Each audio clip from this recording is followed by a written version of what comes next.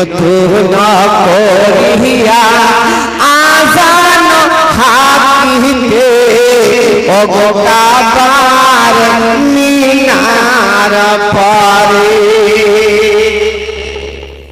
যেই বিলাল, হযরতে বিলাল আমার নবীকে কেমন মোহাব্বত করতেন, যে বিলাল ছিলেন উমাইয়ার বাড়িতে গোলামি করতেন।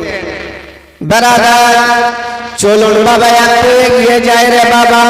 বিলাল আমার নবীর সঙ্গে কেমন মোহাব্বত করতেন।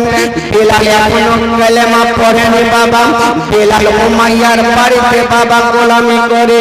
ওই বিলাল একাই 10টা গোলামের কাজ করে। জোরে বলুন সুবহানাল্লাহ। সারাদিন বিলাল যেন কাজ করে আর রাত্রিতে আরাম করে। বিলালের একটা বন্ধু ছিল যার নাম হলো আম্মার। কি নাম বললাম? আম্মার। বিলালের বন্ধুর নাম হলো আম্মার। যখন বিলালের সঙ্গে দেখা হয় আর বলে, ও বিলাল তুমি কেন এত জীর্ণ শীর্ণ হয়ে গেছো, কারণটা কি বলো বলো। এবার বিলাল বলতে লাগলেন, আমি তো উমাইয়ার বাড়িতে গোলামি করি, সারাদিন কাজকর্ম করি, খাওয়া দাওয়া ঠিক মতো হয় না, আমার মনটা উদাস উদাস করে। কিন্তু ও বন্ধু আমার বলো বলো, তুমি এত দেখতে ভালো, এত সুন্দর হয়েছো, কারণটা কি? আমার বলতে লাগলেন, ও বিলাল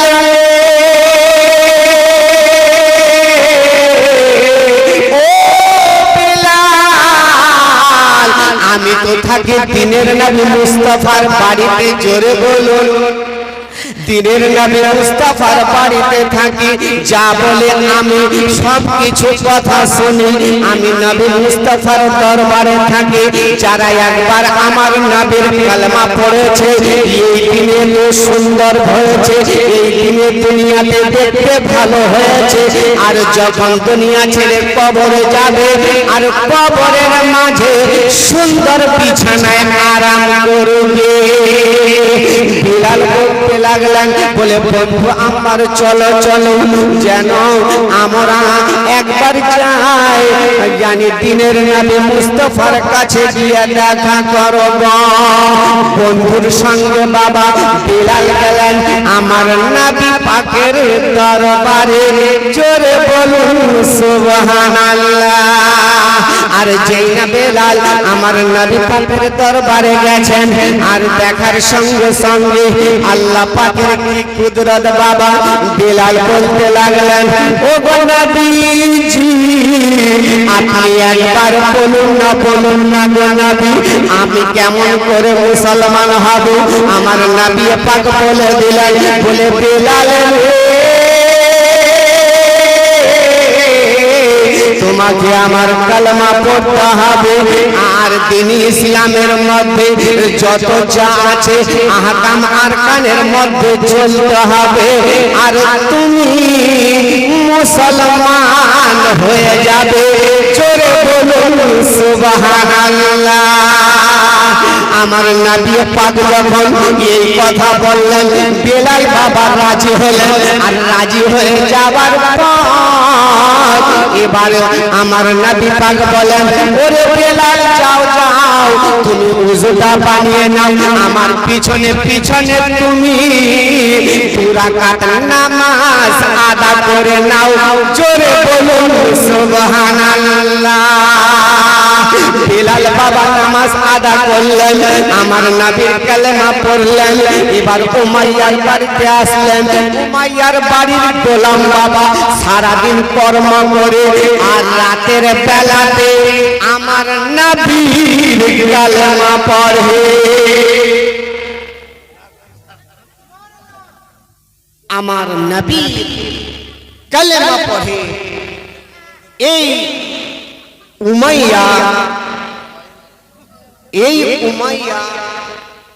চিন্তা ভাবনা করছেন, আমার এত ধন দৌলত ঘরে রাখা আছে, আজকে রাত্রে আমি চেকিং করে দেখব যে আমার ধন দৌলত মালপত্র ঠিক আছে কিনা।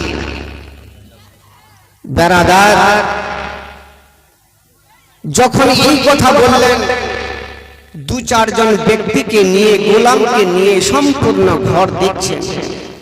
দেখতে দেখতে দেখতে দেখতে যে ঘরে বেলাল থাকে বাবা, দেওয়ালে একটা ছিদ্র ছিল।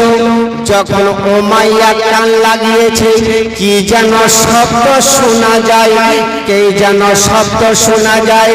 আর বেলাল ওই ঘরে অন্য কিছু বলে না, আমার নবীর কালেমা পড়ে।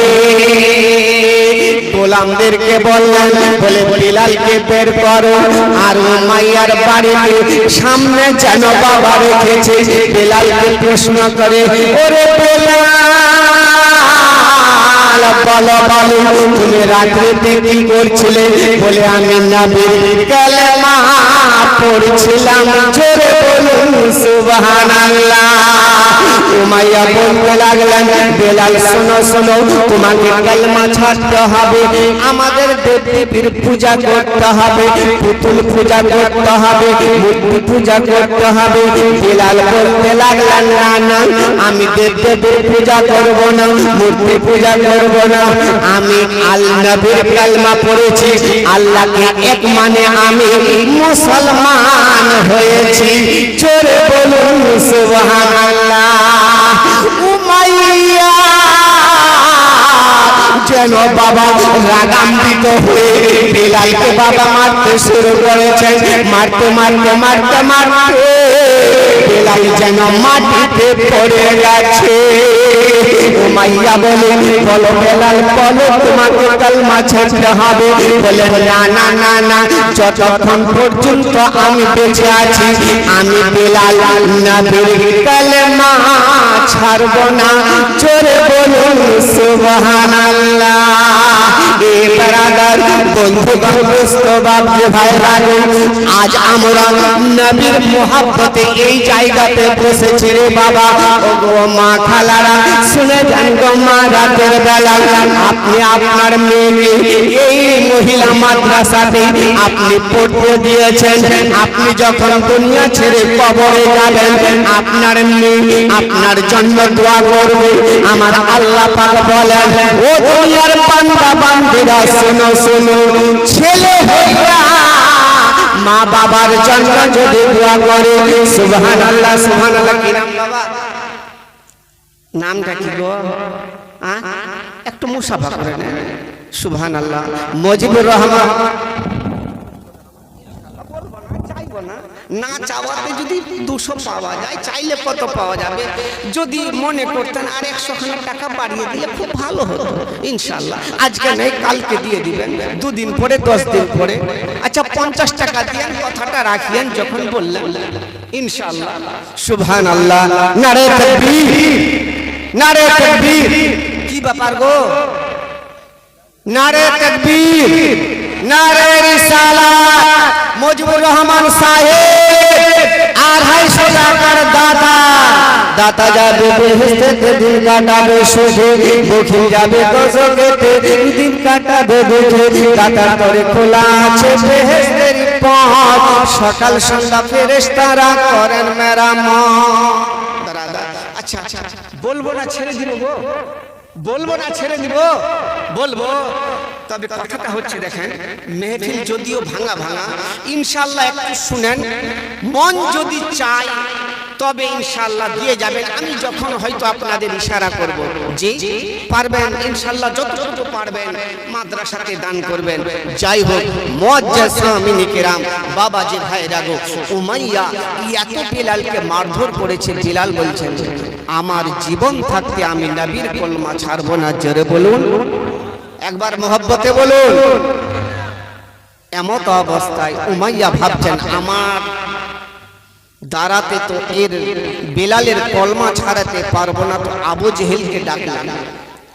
ব্রাদার, বন্ধুগণ, দোস্ত, বাপ ভাইরা গো, যখন উমাইয়া আবু জেহেলকে বলতে লাগলেন, বলে শোনো শোনো, আমার বাড়িতে একটা গোলাম নবীর কালেমা পড়েছে, তাকে কালেমা ছাড়তে হবে, যে কোনো প্রকারে হোক বেলালের কলমা ছুটাতে হবে। আবু জেহেল বলতে লাগলেন ঠিক আছে। উমাইয়া বললেন তুমি যা চাইবে তোমাকে আমি দিতে রাজি আছি, কিন্তু বাবা দাঁড়াদাঁড়ে একবার চিন্তা ভাবনা করুন রে বাবা। ও বন্ধুগণ, মুস্তফাজি ভাইরা, আবু উমাইয়া যখন আবু জেহেলকে নিয়ে গেলেন, নিয়ে যাওয়ার পর এবার আবু জেহেল বলে তোমার বেলাল কোথায় আছে? ওই যে ঘরে তালা লাগা আছে। বেলালকে নিয়ে আসলেন, বলে বেলাল তুমি নবীর কালেমা ছাড়ো। বলে না না, নবীর কালেমা ছাড়বো না, তোমার প্রতি অত্যাচার করা হবে, মারধর করা হবে। বলে না না, আমি নবীর কালেমা ছাড়বো না। আবু জেহেল বললেন বাবা এবার দুখানা হাত দুদিকে বাঁধে দিয়েছে, বেলালকে মারতে শুরু করেছেন, যেমন চাবুক দিয়ে মারে পিঠের চামড়া গুলো উঠে গেছে। আবার বেলালকে জিজ্ঞাসা করে ও বেলাল বলো বলো তুমি নবীর কালেমা ছাড়বে কি ছাড়বে না?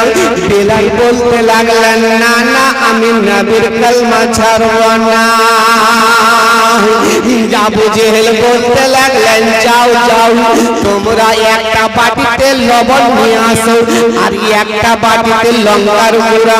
এ বাবা একবার চিন্তা ভাবনা করুন রে বাবা, আপনার শরীরে যদি কোথাও ফেটে যায়, আপনার শরীর যদি কোথাও ফেটে যায়, লবণ কি আপনি দিতে পারবেন? লঙ্কার গুঁড়া কি আপনি দিতে পারবেন? শরীরে বাবা আবু জেহেল এবারে যেন লঙ্কার গুঁড়াগুলো ছিটিয়ে দেয় আর লবণ গুলো লাগিয়ে দেয়। অঝরে কান্না করে আর সহ্য করতে পারে না। আল্লাহ পাক রব্বুল আলামিনের দরবারে ফরিয়াদ করে, ও গো রব্বুল আলামিন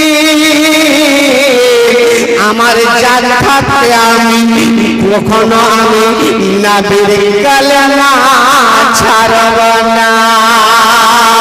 বেলালকে প্রশ্ন করে জিজ্ঞাসা করে বলো বলো ও বেলাল তুমি নবীর কালেমা ছাড়বে কি ছাড়বে না? বেলাল বলে না না, আমি নবীর কালেমা ছাড়ব না।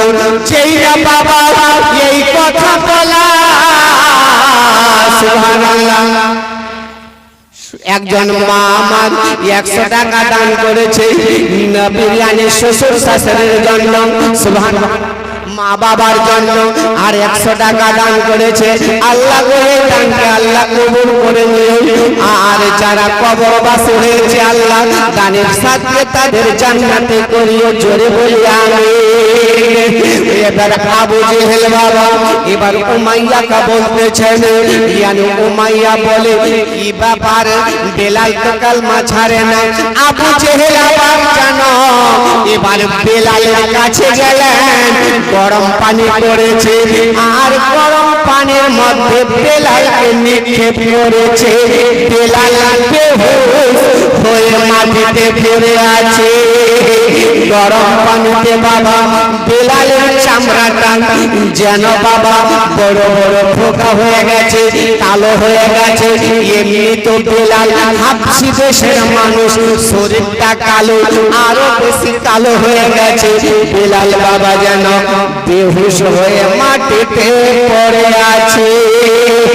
বেলালকে প্রশ্ন করে বেলালকে জিগায় ও বেলাল বলো বলো তুমি কি নবীর কালেমা ছাড়বে কি ছাড়বে না?